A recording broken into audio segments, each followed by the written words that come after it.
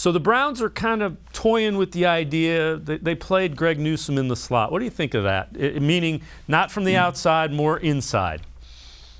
Yeah, so they kind of put themselves in this position with the Troy Hill transaction. I know he didn't play up to the level that he did when he was with the Rams, and I think that's kind of what led to him going out the door. But they have a bunch of outside corners on this roster, Dave. They don't really have anybody that's just a nickel or a slot, right? So they've had to kind of, it sounds like in OTAs and everything, move Newsome into the slot, and he's embraced the role. He says he likes it. He says it's fun. I have no issue. I think he would do fine in there.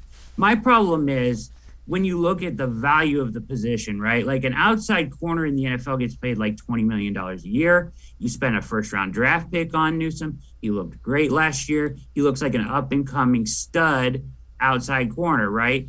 I understand that weapons are going to move around and everything. So him playing in the slot, I think would be okay as a process. I think the outcome would be okay, but it just seems really reactive instead of proactive to put him in there. It's like they didn't see this coming. So now you have to put a first round pick in there.